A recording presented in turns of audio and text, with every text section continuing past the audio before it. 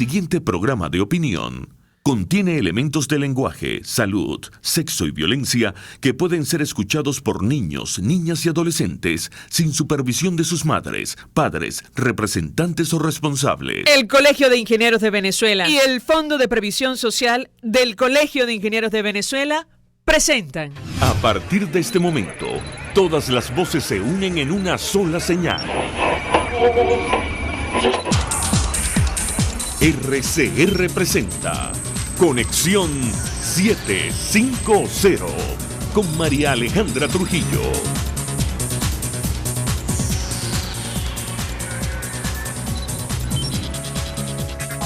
Muy buenas tardes, amigos de Radio Caracas Radio. Lo mejor de este martes 2 de octubre del año 2018. Todo el equipo que trabaja para ustedes a partir de esta hora los saluda. Variada y abundante información que compartir y analizar. Como es costumbre, la tarde, hasta 4 millones de venezolanos podrían ingresar a Colombia en los próximos años. La situación empeora en Venezuela según previsión del gobierno del vecino país. Así lo reveló el ministro de Exteriores Carlos Holmes Trujillo. En el escenario más optimista, hasta 1.800.000 personas podrían llegar a territorio colombiano producto de la crisis en Venezuela. En el marco del encuentro desafío de la migración venezolana de la Universidad del Rosario, el director de la Oficina de Migración, Christian Kruger, aseguró que en tanto persista la política de expulsión desde Venezuela, continuará el éxodo como ha ocurrido en otros países. En palabras del embajador de Estados Unidos en Colombia, Kevin Whitaker, el problema es la dictadura en Venezuela. El diplomático informó que utilizarán todo el peso económico, político y diplomático para restaurar la democracia venezolana. Dos datos. La Asamblea Nacional firmó acuerdo en respaldo a las instituciones de la comunidad internacional que están ejecutando investigaciones y acciones para resguardar los derechos humanos de los venezolanos, y el New York Times advierte que la crisis en Venezuela pone en riesgo a Citgo. En tanto eso ocurre, el gobierno no hace nada puertas adentro para resolver el tema de la hiperinflación. A las 5:30 hablaremos ampliamente de este tema. Esto es Conexión 750. Comenzamos.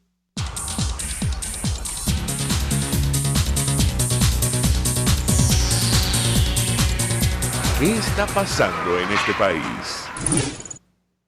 Y saludamos en la línea telefónica, mejor dicho, vía Skype, al profesor Rodríguez. Él es investigador del Observatorio de Venezuela de la Universidad del Rosario. Como siempre, profesor, 1.000.000 de gracias por atendernos. Muy buenas tardes. No, gracias a ustedes por la invitación. Profesor, mucho interés de conocer una primera valoración acerca de los datos que se compartieron en este evento, este foro organizado por la universidad en Bogotá. Yo iniciaría con el peor de los escenarios que ha planteado hoy el gobierno de Colombia si la situación se agrava en nuestro país, que tiene que ver eso de hasta 4 millones o más de venezolanos al vecino país. ¿Qué puede comentarnos?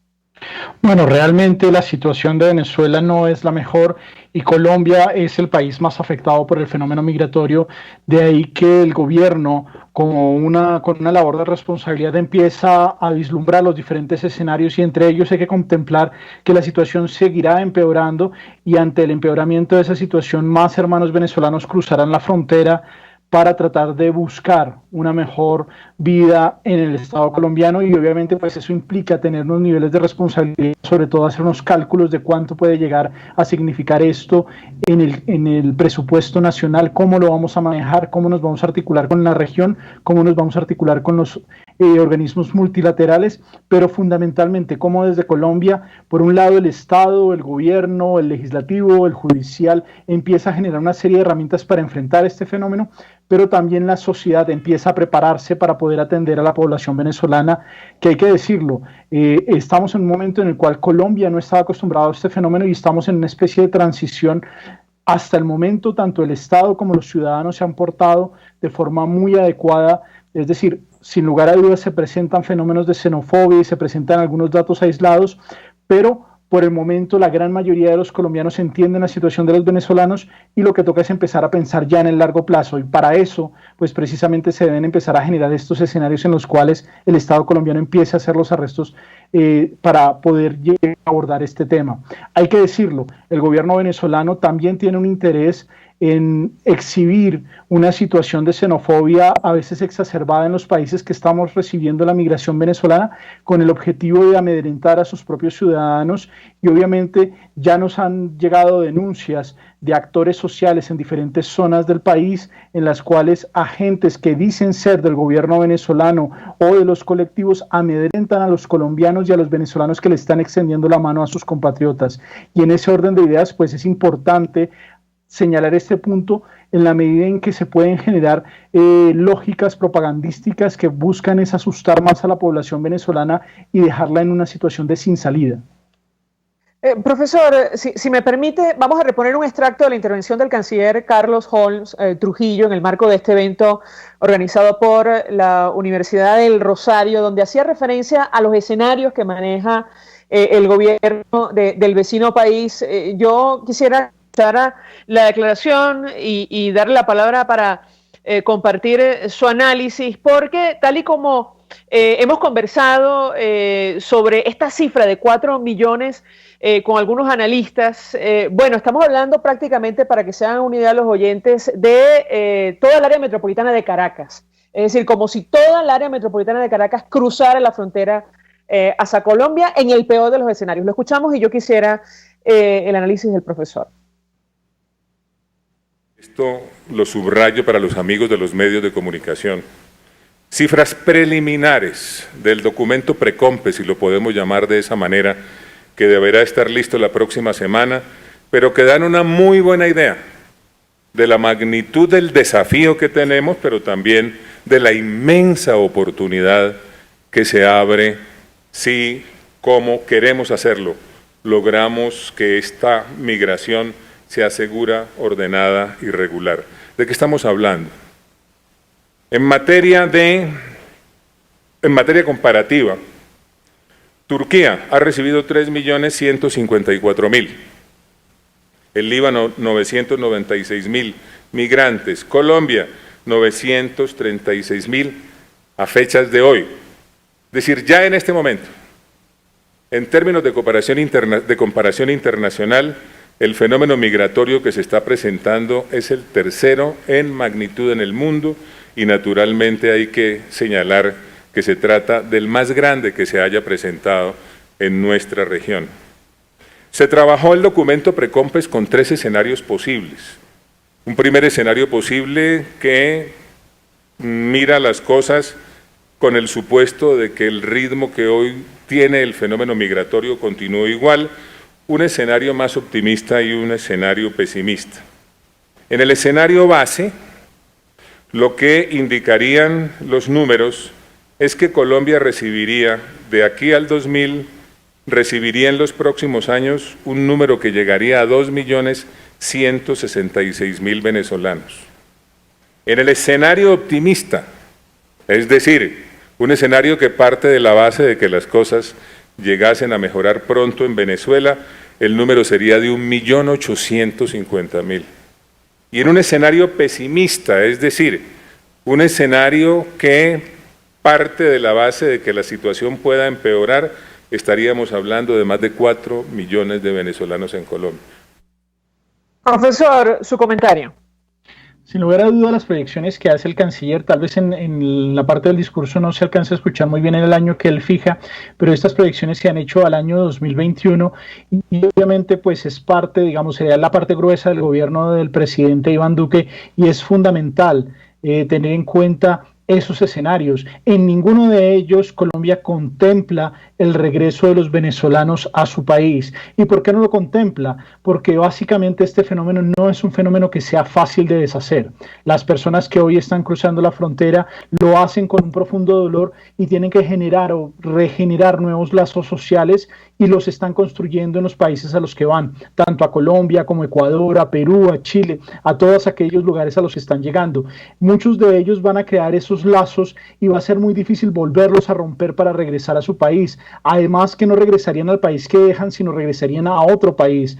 Los colombianos que tenemos una experiencia bastante amplia en un proceso de expulsión de nuestra población, porque recordemos que Colombia, por cuestiones económicas, pero también por cuestiones de conflicto a lo largo de los últimos 40 años, hemos tenido 5 millones de compatriotas que han salido por diferentes razones, sobre todo para tratar de buscar una mejor esperanza fuera del país, y se han concentrado en Venezuela, en Estados Unidos, en España y en otras localidades. Muchos de ellos, cuando se les plantea a la hora de regresar a Colombia, lo ven muy difícil, y eso también le va a pasar a los hermanos venezolanos. Por eso este no es un fenómeno que, digamos, permita una respuesta de corto plazo y pensar que el día de mañana todos los venezolanos en fila se van a regresar a su país. Por el contrario, ellos van a ser parte de nuestra población. De hecho, las cifras, por ejemplo, en el RAM, en el registro de la migración venezolana, de aquellos que entraron de forma irregular a Colombia, es decir, que pasaron por zonas irregulares, que no hicieron un trámite migratorio, solamente de ese RAM que mide 420.000 ciudadanos,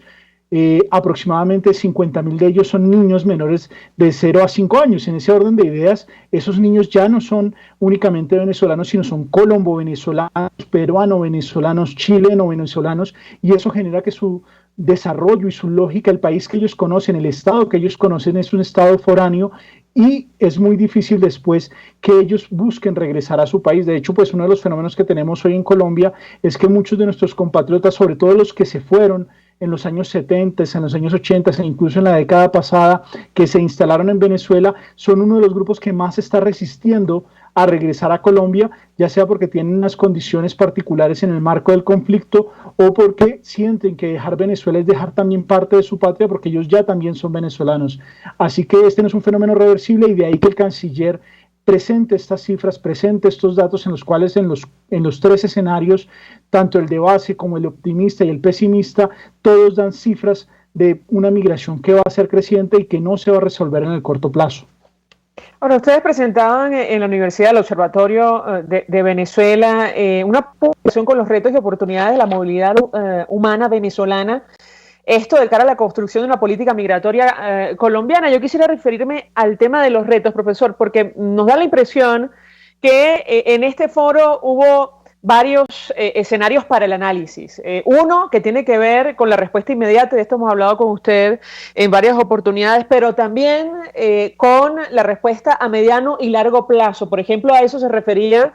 Tenemos un extracto de esa declaración, el embajador de los Estados Unidos en Colombia, Kevin Whitaker, con un lenguaje muy duro, por cierto, dirigido al gobierno venezolano. Si me permite, voy a reponer un extracto. Yo quisiera su comentario en torno a los escenarios, es decir, lo que hay que hacer de inmediato por la urgencia, por lo que está pasando, por este fenómeno migratorio que es un hecho, que es una realidad, pero también lo que tendría que hacer la comunidad internacional a largo plazo. Vamos a escuchar este extracto y yo quisiera su reacción. Colombia en eso. Y también tenemos que reconocer que estos esfuerzos son una respuesta temporal al problema mayor.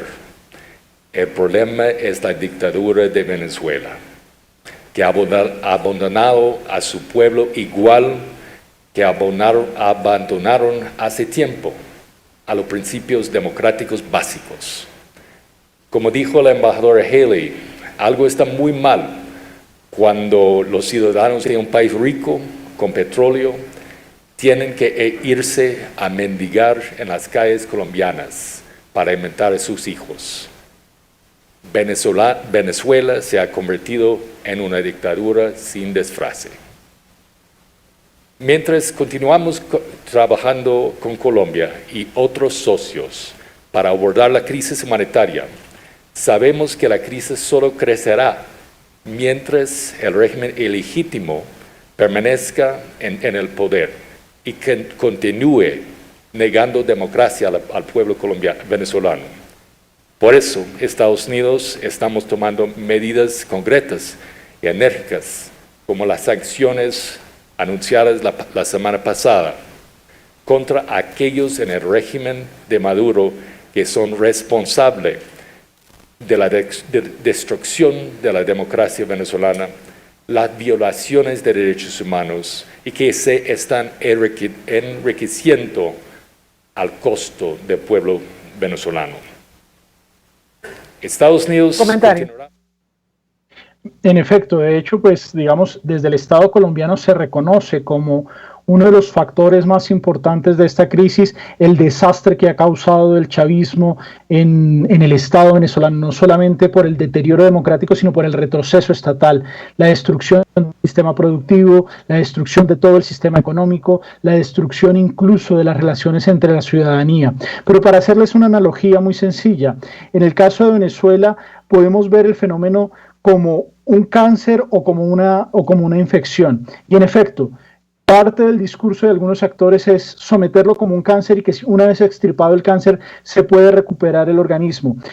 Yo creo que el fenómeno de la revolución bolivariana y lo que ha significado para Venezuela su comportamiento es más como una infección. ¿Y eso qué significa? Que no va a ser tratado fácilmente, que los antibióticos van a tardar tiempo en hacer efecto, pero que tenemos que estabilizar los diferentes órganos del cuerpo para evitar un colapso total. Por eso es importante que Colombia se concentre y se centre en el manejo de la migración, en el buen trato y en la generación de políticas públicas que permitan al Estado colombiano que la migración sea un instrumento de desarrollo tanto para el Estado colombiano como en su momento para la recuperación de Venezuela.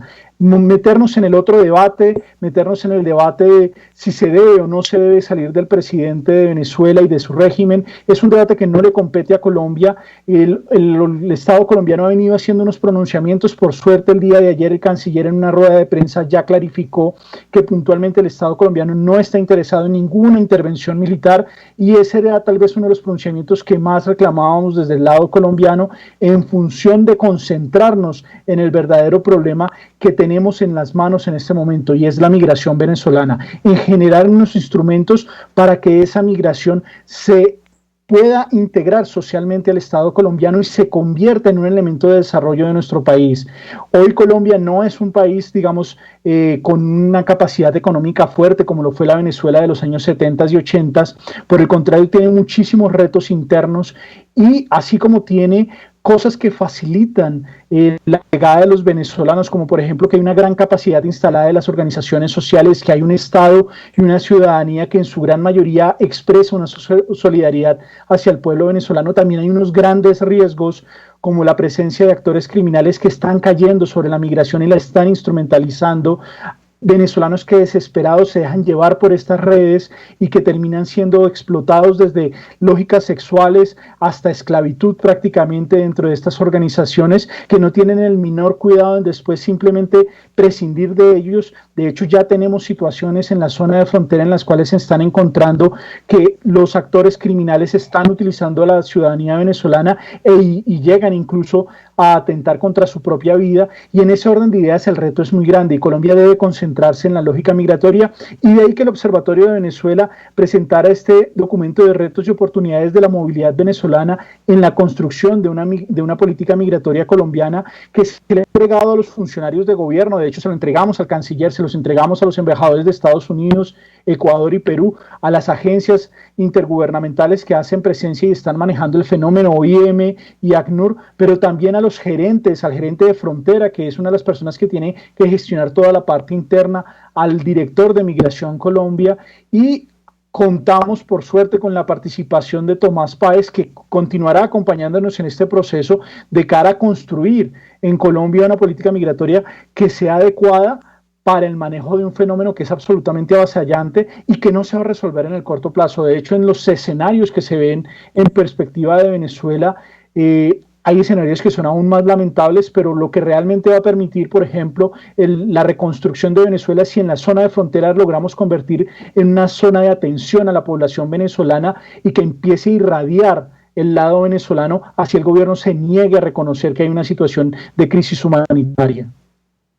Profesor Ronald Rodríguez, como siempre, gracias por atendernos, acompañarnos. Él es investigador del Observatorio de Venezuela de la Universidad del Rosario, expresando opinión, análisis acerca del evento convocado el día de hoy, Desafío de la Migración Venezolana. Hacemos una pausa, vamos a publicidad. María Alejandra, me gustaría compartirles, les voy a compartir por Twitter el informe para que puedan acceder a él.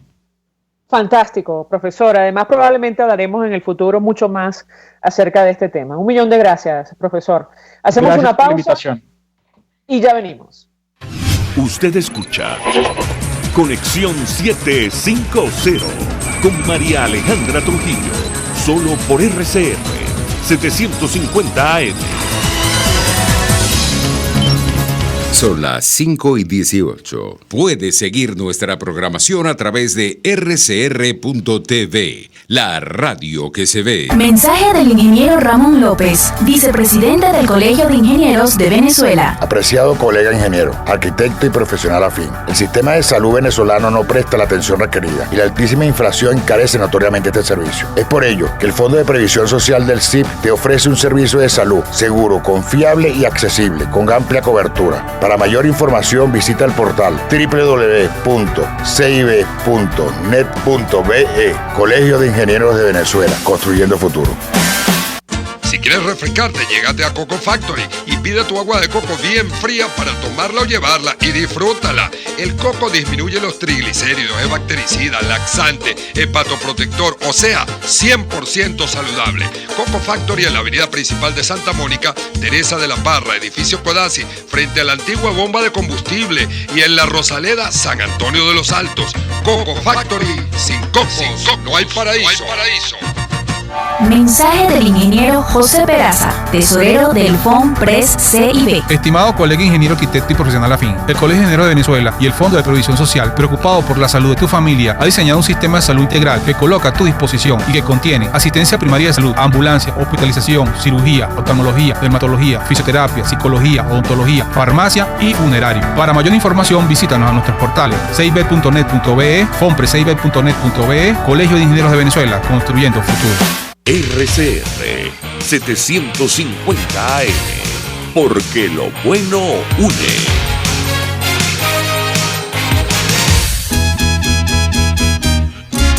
Desde los sectores populares del país se escucha una clara señal. Es el radar de los barrios. Evelyn Martínez y la red de ciudadanos le invitan a identificar amenazas, ubicar soluciones y hacer seguimiento eficiente a las problemáticas de cada sector. Un espacio contra la polarización donde se construye de abajo hacia arriba y de adentro hacia afuera. El radar de los barrios, de lunes a viernes, a partir de las 10 de la mañana, solo por RCR 750 AM. Ellos y que no saben nada. Y así nos va. El espacio donde se tocan los temas más candentes de interés político y nacional. Y así nos va. En este programa, la picardía y el humor inteligente son los protagonistas. Pura cabilla. Lara y Hernández descosen y revelan los secretos más oscuros del acontecer político. Y así nos va. De lunes a viernes a las 4 de la tarde. Por RCR 750 AM. Conéctese a la emoción del hipismo nacional e internacional en Trasnocho Hípico, con la llave ganadora, Jesús Oropesa y Héctor Alonso. Estadísticas, entrevistas, pronósticos. Trasnocho Hípico, todos los miércoles, jueves y viernes a las 11 de la noche. Solo por RCR Deporte 750 AM. El poder de la comunicación en tus manos. Conexión 750 con María Alejandra Trujillo. Solo por RCR 750 AM. Continuamos, amigos, en Conexión 750 y saludamos en la telefónica a nuestro siguiente invitado. Se trata del diputado Juan Pablo Guanipa, gobernador electo por el Estado Zulia, dirigente de Primero Justicia. Como siempre, gracias por atendernos. Muy buenas tardes. Muy buenas tardes a ti, María Alejandra. Muchas gracias por la llamada. Bueno, aquí estamos a tu orden. Pues mucho interés de conversar sobre varios temas. Yo iniciaría conversación a partir de lo que le pasó, diputado, a usted en lo personal, con los cuerpos de seguridad del Estado. Entendemos que fue detenido o secuestrado, además agredido, y lo saco a colación a propósito de lo que se aprobó hoy en la Asamblea Nacional, este acuerdo en respaldo a las instituciones de la comunidad internacional que están ejecutando investigaciones y acciones para resguardar los derechos humanos en nuestro país. ¿Lo escuchamos? Sí, bueno, lo que sucedió es algo sumamente lamentable, pero bueno, yo diría que ya la oposición venezolana y los ciudadanos en general no podemos acostumbrarnos, pero sabemos que eso está pasando día a día. Nosotros el día sábado teníamos organizada una actividad en un sector comercial que se llama Los Cactus, ahí en el municipio de San Francisco del estado Zulia, que como sabe San Francisco es parte de Maracaibo, un municipio conurbado con Maracaibo. Cuando llegamos a esa zona pudimos conversar con la gente, tanto con los comerciantes como con los usuarios, los consumidores, y allí ves tú, bueno, toda la situación que vive la gente que no consigue comida, que la que consigue la consigue muy cara, el comerciante que no puede vender porque tiene la dificultad de que tiene que vender a un costo inferior a lo que a él le costó, todo ese tipo de cosas que se están viviendo en la Venezuela de hoy. Y eso nos sirvió para conversar, para orientar, para escuchar también reclamos de la gente y tratar de darle alguna orientación, ¿no? Nosotros terminamos esa actividad que duró 2 horas y media, terminamos a las 11:30 de la mañana y nos montamos en el vehículo en el que yo estaba y ya saliendo del municipio nos abordaron 4 vehículos sin identificación, salieron 8 delincuentes, no los puedo llamar de otra manera, sin identificación también, sin uniforme, sin chapa, sin nada, pero armados hasta los dientes. Nos impidieron que pudiéramos transitar, comenzaron a darle golpes al vehículo, a intentar partir los vidrios. Nosotros decidimos abrir las puertas porque dijimos, es mejor afrontar esto, no veo otra posibilidad. Abrimos las puertas, antes de que pudiéramos bajarnos del vehículo comenzamos a recibir golpes, rompieron nuestra ropa, nos quitaron los teléfonos, nos quitaron la cámara fotográfica que llevábamos en ese momento, nos obligaron, nosotros logramos, bueno, yo logré bajar del vehículo, los enfrenté como pude. No es que yo tenga tampoco una humanidad muy grande como para poder enfrentar ese tipo de cosas, pero bueno, por lo menos guapeamos, como se dice aquí. Y bueno, nos obligaron a montarnos en los vehículos de ellos, nos llevaron a la comandancia de la policía de San Francisco, ahí estuvimos encerrados durante unos 40 minutos, a los 40 minutos llegó el alcalde del municipio, que te confieso, María Alejandra, así están las cosas en el liderazgo del país, yo no tenía idea de quién era el alcalde de San Francisco, había escuchado su nombre, pero no lo conocía físicamente, y entonces él llegó y me entregó mis teléfonos, me entregó la cámara fotográfica, no pudo entregarnos 2 teléfonos que se perdieron en el procedimiento, nos quitó el chip de la cámara para que no tuviéramos la memoria gráfica de lo que había pasado, y me dijo que bueno, que lo disculpara, que había sido un exceso de sus muchachos, y que él iba a abrir una investigación para establecer responsabilidades. Esas son las cosas que pasan en nuestro país, que tienen que ver con una política, eso no es un asunto aislado, es una política de represión, es una política de tratar de amedrentar a la gente para que la oposición venezolana no pueda desarrollar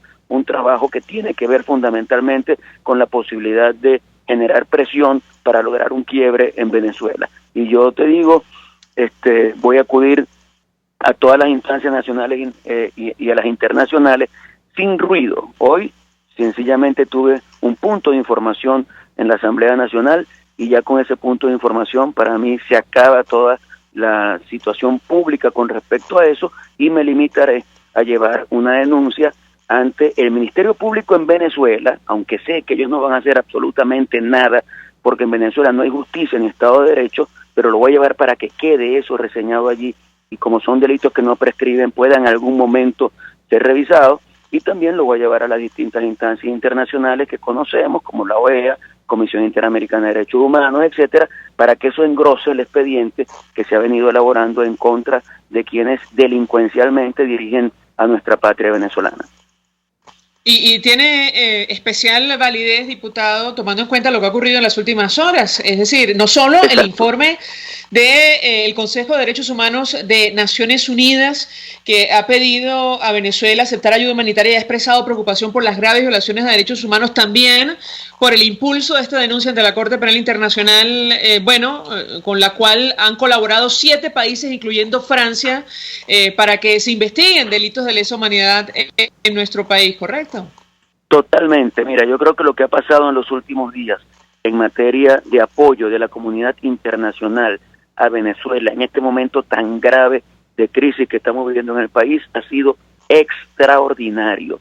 Y eso es lo que nosotros queremos que siga pasando, que la presión vaya incrementándose. La presión internacional es muy importante. Yo no estoy hablando de invasiones, de esto, del otro. Estoy diciendo que la comunidad internacional no puede estar tranquila cuando en un país están acabando con la democracia, como están haciendo en Venezuela. Y por eso ver a los distintos presidentes de distintos países del mundo hablando claramente sobre Venezuela, ver a un señor como Nicolás Maduro hablando ante un auditorio casi que vacío, ver cómo en la Corte Penal Internacional acuden 6, 7 estados a decir, aquí estamos para denunciar lo que está pasando en Venezuela, ver cómo en la Comisión de Derechos Humanos de la ONU toman decisiones favorables a Venezuela. Todo eso nos tiene que llenar de esperanza, pero también nos tiene que hacer ver a todos la necesidad de que con la presión interna no nos podemos conformar, que tenemos que también desarrollar acciones que signifiquen presión interna, no basta con la externa,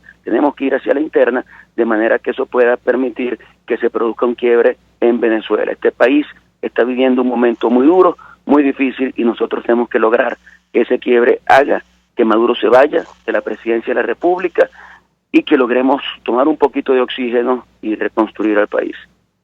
Ahora, diputado, ¿cómo conseguir ese quiebre en la práctica? ¿Cuál es el planteamiento que ustedes están haciendo? Yo sabía que esa era tu pregunta, sabía completico que ibas para allá, porque es lógico porque lo que uno percibe en nuestra gente es la necesidad de concreción. Yo te digo, en ese recorrido que hicimos en San Francisco en Los Cactus, la gente me decía lo que me dicen en muchas partes del país, pero bueno, ¿cuándo vamos a salir de esto? ¿Cuándo vamos a lograr que el país se recupere? En alguna gente tú notas desesperanza. Mira, lo que nosotros pensamos que debe hacerse es que debemos seguir reagrupando fuerzas, y se está intentando y ya están algunos resultados concretos. Por ejemplo, Voluntad Popular, Primero Justicia, Causa R, estoy seguro que otros movimientos políticos también tendrán una coincidencia con nosotros en todo eso. Estamos desarrollando una serie de acciones que significan presión interna. La presión tiene que ser política, social, institucional, internacional, pero presión en todos los órdenes que permita que llegue un momento de conflictividad en el país en el que quienes están en el poder sientan que están entre la espada y la pared, y entonces en ese momento sí pueda hasta negociarse la forma en la que ellos se van a ir. Lo que no podemos hacer es normalizar las cosas, lo que no podemos hacer es pensar que podemos cohabitar con estos delincuentes y sentarnos a decir que vamos a arreglar todo y que entonces Maduro sigue en la presidencia y que entonces tendremos una elección no sé cuándo para tratar de resolver los asuntos. Yo creo que llegó el momento de intensificar la presión y eso es lo que estamos haciendo. Ahora, seguramente los ciudadanos también le preguntarán acerca de, bueno, las autoridades, la represión de la cual, por cierto, usted fue víctima. ¿Qué responden ustedes de la dirigencia política en torno a este tema? Bueno, mira, ya nosotros hemos experimentado distintas acciones que nos han llevado a la conclusión de que quienes están en el gobierno en Venezuela, quienes han convertido a Venezuela en un país sin democracia, no tienen interés alguno, ni siquiera en respetar la vida de los venezolanos, y por el único interés de mantenerse en el poder están dispuestos a matar, como ya lo han hecho, están dispuestos a reprimir, como ya lo han hecho, están dispuestos a lograr que la gente se vaya del país, como ya lo han hecho, están dispuestos a poner a la gente presa, como es el caso de Requesens y de tanta gente, civiles y militares, que están presos en este momento. Entonces esa es una realidad, de esa realidad tenemos que aprender. Esta gente no tiene escrúpulos, entonces no va a suceder lo que sucedía antes, que de repente uno salía con un mensaje de voz y decía mañana nos encontramos en la Plaza de la República, en Maracaibo, y salimos a protestar, y entonces no va a esperar la Guardia Nacional y van a lanzar perdigones y bombas lacrimógenas. No, la forma de lucha tiene que cambiar, y tiene que cambiar hacia la focalización de la protesta de acuerdo a los problemas que se presentan en las comunidades. Hacia allá nosotros queremos ir. Nosotros tenemos mucha gente en todas las comunidades que tiene necesidad, deseos, que tiene la imperiosa acción de lograr que haya protesta, y la protesta está realizada. ¿Y quién la dirige? La comunidad, la dirige la comunidad.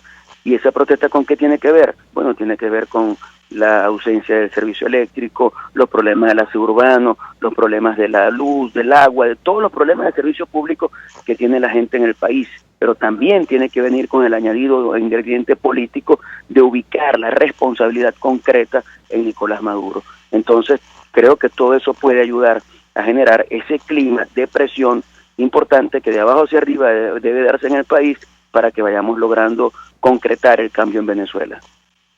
Gracias, diputado Juan Pablo Guanipa, por atendernos, acompañarnos. Gobernador electo por el estado Zulia, quien sufrió golpe de estado porque se negó a juramentarse en la constituyente comunal, narrando lo que pasó, en una visita o un recorrido que realizaba en el estado Zulia con los cuerpos de seguridad del estado que finalmente lo agredieron a él y a buena parte de su equipo. Hasta ahora hacemos una pausa, vamos a publicidad. Estás en sintonía de Conexión 750, solo por RCR 750 AM. Sintonícenos a través de Periscope, @RCR750, la radio que se ve. Mensaje del ingeniero Ramón López, vicepresidente del Colegio de Ingenieros de Venezuela. Apreciado colega ingeniero, arquitecto y profesional afín, el sistema de salud venezolano no presta la atención requerida y la altísima inflación encarece notoriamente este servicio. Es por ello que el Fondo de Previsión Social del CIP te ofrece un servicio de salud seguro, confiable y accesible, con amplia cobertura. Para mayor información visita el portal www.cib.net.be. Colegio de Ingenieros de Venezuela, construyendo futuro. ¿Buscas cauchos para tu carro, camioneta, picote o camión? Acércate a la Cauchera Fran Luis, donde tienen el que buscas al mejor precio y con insuperables promociones. Cauchera Fran Luis al final de la Avenida Baral, pasando la estación de servicio, teléfono 0212-481-1752. Cauchera Fran Luis, tu mejor opción.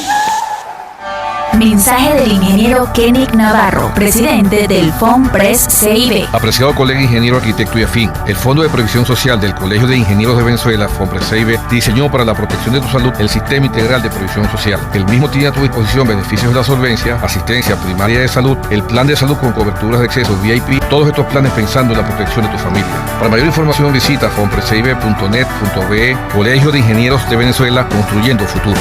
RCR 750 AM, porque lo bueno une. Este programa es presentado por Puig es María. María es de Puig. La Academia de Ciencias Físicas, Matemáticas y Naturales presenta El progreso tiene su ciencia. Hoy presentamos FUDESI y el uso sustentable de ambientes acuáticos continentales de Venezuela. Valentones, rayaos, corronchos, curitos, palometas, caribes, coporos, zapoaras, pavones, garzas, corocoras, babas, caimanes, tortugas, toninas, chigüires, tantas, perros de agua y muchos otros animales habitan los ecosistemas acuáticos continentales de Venezuela. Pocos países albergan tanta riqueza en recursos naturales como Venezuela. La Fundación para el Desarrollo de las Ciencias de la Academia de Ciencias Físicas, Matemáticas y Naturales, FUDESI, desarrolla estrategias para el uso sustentable y la conservación de estos valiosos recursos. Producto de su compleja historia geológica, Venezuela tiene una extensa red hidrográfica que conforman uno de los sistemas de aguas continentales más importantes de América del Sur. Lagunas y quebradas en los Andes, cataratas y rápidos en la Guayana, enormes ríos de aguas negras en el estado Amazonas, esteros y borichales en la cuenca del río Orinoco, entre otros. Las aguas continentales son de gran importancia para la humanidad, ya que representan la fuente fundamental de agua potable para la vida y albergan a una enorme diversidad de animales y plantas sobre las cuales se sustentan las poblaciones humanas. FUDESI, una organización de la sociedad civil creada por miembros de la Academia de Ciencias Físicas, Matemáticas y Naturales de Venezuela, con el concurso de numerosos investigadores nacionales y extranjeros, ha desarrollado por más de 3 décadas programas para el uso sustentable de recursos silvestres provenientes del bosque amazónico. El pato real, los acures, especies frutales como el piguao, la araza y el copoazú. El aprovechamiento racional de estos recursos por parte de las comunidades indígenas y rurales es una manera de proteger la biodiversidad en sus sitios naturales como un bien para las generaciones futuras. El progreso tiene su ciencia. La Academia de Ciencias Físicas, Matemáticas y Naturales presentó El progreso tiene su ciencia. Cuando cierras los ojos y viajas en el tiempo. Cuando el sabor te transporta a otro lugar. Cuando el olor te hace recordar momentos únicos. Esa es María Puig, una galleta que es un pedacito de tu historia. María Puig, una galleta que endulza tu vida. María Puig, una galleta que te ha acompañado por más de 100 años. Puig es María, María es de Puig. Este programa fue presentado por Puig es María, María es de Puig. RCR 750 AM, porque lo bueno une. María Alejandra Trujillo te acompaña en Conexión 750, solo por RCR 750 AM. Claro y raspado. Continuamos, amigos, en Conexión 750, y a propósito del telón de fondo de esta crisis, la situación económica, comentábamos con ustedes este artículo del New York Times, donde advierte que la crisis en Venezuela pone en peligro a Citgo. No es la primera vez que escuchamos una información de esta naturaleza, pero comentábamos también para ustedes que en tanto eso ocurre con la industria, bueno, el gobierno no hace absolutamente nada para resolver puertas adentro el problema de la hiperinflación que afecta a todos los venezolanos. Para conversar acerca de estos temas, saludamos al economista Leonardo Abuniak. Como siempre, gracias por atendernos. Buenas tardes. Muy buenas tardes. ¿Cómo está, María? Bien, mucho interés de conversar con usted acerca de varios temas. Iniciaría conversación a partir de este análisis que, bueno, usted compartía una declaración en torno a lo que está ocurriendo con nuestra moneda. Decía Leonardo Abuniak que el bolívar soberano está siendo pulverizado por la hiperinflación, y lo cierto es que el gobierno de momento no anuncia nada para hacerle frente. ¿Qué puede comentarnos? Fíjate, esta mañana conversaba yo con un grupo de especialistas y empresarios sobre el tema de la hiperinflación y el tema de las medidas anunciadas por el presidente a partir del día 17 de agosto, efectivo a partir del día lunes 20, del cual ya han pasado un poco más de 6 semanas. Y comentábamos que, bueno, que no es que nos alegramos con la medida, no es que es una fiesta con la medida, pero uno tiene que ser muy técnico definitivamente y muy honesto.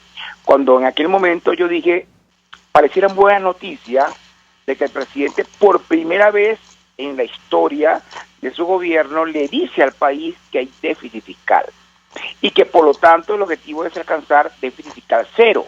Pero además le dice al país que hay emisión inorgánica de dinero. Bueno, factores vinculados a la guerra económica o a la conspiración internacional, pero que el Banco Central de Venezuela ha estado emitiendo dinero inorgánico, son palabras textuales del presidente. Pero además reconoció que hay un mercado paralelo al punto de ajustar el precio del dólar Bitcoin, que está en 180.000 bolívares fuertes, a 6 millones de bolívares fuertes, que fueron los 60 bolívares soberanos que vale $1, ¿es correcto? Y así arrancó el Bitcoin con 60 bolívares soberanos por dólar. Cuando el presidente comienza a anunciar esto, uno dice, oye, aquí hay una suerte de reconocimiento, de diagnóstico de lo que está ocurriendo.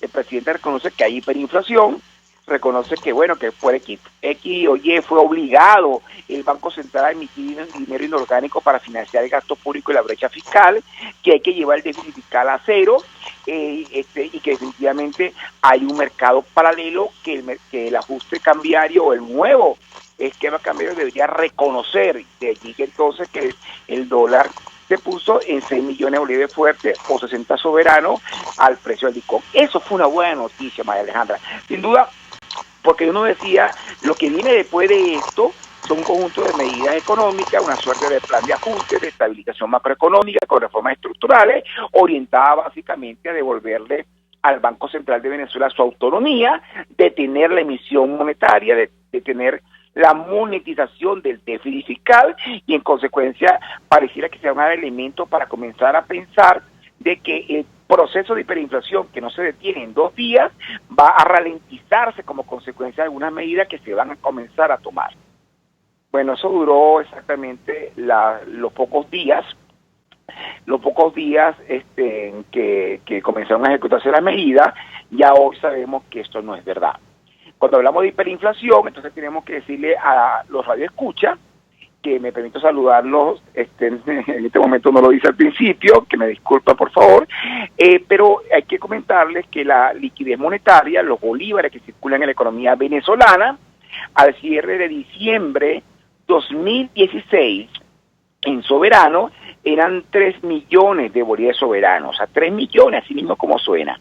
Al cierre de diciembre de 2017, la cifra llegó a 1.273 millones de bolívares soberanos, un crecimiento de casi 1000%.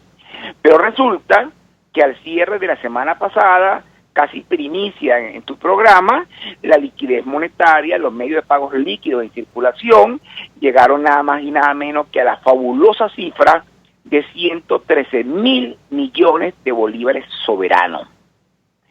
Cuando en agosto, que se anunciaron las medidas, estaba en 66.000 millones de bolívares soberanos. Y ya llegó al mes de septiembre a 113.000 millones de bolívares soberanos. Y para que la gente entienda, en bolívares fuertes, esos son 11.3 billardos de bolívares fuertes, o para expresarlo más fácilmente, son 11.000 billones de bolívares fuertes. No importa, es que yo creo que lo confundo a ellos, te confundo a ti y me confundo yo mismo. Lo cierto es que en este año la liquidez monetaria ha crecido un 64.000% y no se ha detenido para nada. Desde que anunció el presidente las medidas, no se ha detenido la emisión monetaria, al contrario, se ha profundizado el proceso de aceleramiento de emisión monetaria por parte del Banco Central para financiar gastos públicos de carácter clientelar. Cuando digo clientelar me refiero a todos los programas y a todo el paquete y a todo el abanico de subsidios y esquema de subsidios que el Ejecutivo sigue entregando. El bono de solamente el bono de compensación de la reconversión monetaria fueron 6.000 millones de bolívares soberanos, 600 bolívares soberanos multiplicados por 10 millones de beneficiarios. En consecuencia, cuando hablamos de abatir la hiperinflación y reconocemos que hemos estado haciendo emisión monetaria para financiar la brecha fiscal, y el Ejecutivo continúa emitiendo esto, obviamente lo que estamos enfrente es de una retórica política que no se materializa en medidas concretas, y por supuesto la hiperinflación este año ya no va a ser 1.000.000% como esperábamos al principio, sino hablamos ahora de cifras que puede ser 3, 4 millones%, y la verdad es que me cuesta mucho decir la cifra, porque en hiperinflación cualquier cifra, cualquier dimensión es posible. Ahora, profesor, a Leonardo Uñaga, economista, le preguntábamos a un periodista el día de hoy, ¿quién asesora al Ejecutivo Nacional? Esto se conoce, es decir, ¿por qué insistir en el error, incluso retomar esta idea del petro, que es ilegal, no solo puertas adentro según Asamblea Nacional, también en el exterior según Departamento del Tesoro norteamericano? Quisiera su comentario. Bueno, mira, con relación al petro, sabemos que una de las medidas que anunció el presidente en agosto fue el anclaje del petro con el dólar y con el bolívar, es decir, un petro vale $60, un dólar vale 60 bolívares soberanos, y por lo tanto un petro vale 3.600 bolívares soberanos, y el salario mínimo la mitad de un petro, 1.800, y los precios de los bienes y servicios, 50 productos, también anclado el comportamiento del petro. Bueno, en aquel momento lo dijimos, anclar el bolívar al petro es anclarlo a nada, a nada. ¿Qué es el petro? El petro es un título de deuda emitido por el Ejecutivo Nacional. No es una criptomoneda, es un título de deuda con respaldo en unos teóricos barriles de petróleo, 5.000 millones del campo 1 del bloque de Ayacucho, cuyo campo no ha sido explorado. No son reservas probadas, sino probables, y no hay interés comercial en este campo. Además, en el hilo blanco no existe ninguna metodología que haga convertible los barriles de petróleo del campo 1 del bloque de Ayacucho en petro. Así que entonces, lo dijimos en un principio, atar el bolívar al petro es atarlo a nada. Pero bueno, no importa. Cuando uno ve los mercados internacionales de criptomonedas y empieza a investigar, te enteras entonces de que no hay cotizaciones del petro como criptomoneda, no hay minería del petro. En consecuencia, no hay referencia. El presidente anunció una intención de compra con la emisión de $700 millones aproximadamente, y esto no está en ninguna parte, afectando ni siquiera las reservas internacionales de Venezuela. En consecuencia, bueno, ya se anunció el día de ayer que a partir de ahora todos los establecimientos comerciales de Venezuela están obligados a recibir al petro, porque el petro se convierte en una unidad de cuenta. Ahora perfectamente bien. Es como que dijéramos nosotros que se aceptan a partir de ahora rand sudafricano, yuanes chinos, rublos de Rusia, la corona sueca, la corona checa, la libra esterlina, el yen japonés, etcétera. Bueno, perfectamente, todo eso se va a aceptar a partir del día de ayer en todos los establecimientos comerciales. La pregunta es, ¿quién tiene los euros? ¿Quién tiene los yuanes? ¿Quién tiene los rand sudafricanos, etcétera? ¿O quién tiene petro? ¿Quién tiene petro para comprar en un establecimiento comercial? Y lo más interesante, ¿quién está interesado en pagar 3.600 bolívares soberanos por un petro para ir a comprar carne o para ir a comprar un par de zapatos? ¿Quién quiere desprenderse de sus dólares? Porque cuidado, que cada petro vale $60. ¿Quién se quiere desprender de sus dólares para comprar petro para hacer compra doméstica en un establecimiento comercial en Venezuela? Entonces, bueno, esto obedece más a la misma retórica de que tenemos una moneda muy fuerte que ahora se llama el petro, que está respaldada por barriles de petróleo, etcétera, que es un commodity además sometido a una alta volatilidad. Pero que lo más importante de la película es que no hay ninguna metodología expresada en el libro blanco, que es el manual, la Biblia del petro, el white paper, como se llama, donde se hace convertir el barril de petróleo en petro. Así que entonces yo creo que esto es más retórica que otra cosa, esto no tiene ningún tipo de viabilidad y dudo mucho que algún venezolano vaya a utilizar sus bolívares soberanos para comprar un petro o usar sus dólares para comprar un petro para luego hacer compra doméstica en supermercados, en tiendas o en cualquier establecimiento comercial del país. Leonardo Muniac, como siempre, clarísimo. Gracias por atendernos, acompañarnos. Vamos a la pausa y ya venimos. Encantado. Escuchamos Conexión 750, solo por RCR 750 AM. Mensaje del ingeniero Ramón López, vicepresidente del Colegio de Ingenieros de Venezuela. Apreciado colega ingeniero, arquitecto y profesional afín, el sistema de salud venezolano no presta la atención requerida y la altísima inflación encarece notoriamente este servicio. Es por ello que el Fondo de Previsión Social del CIP te ofrece un servicio de salud seguro, confiable y accesible, con amplia cobertura. Para mayor información visita el portal www.cib.net.be, Colegio de Ingenieros de Venezuela, construyendo futuro.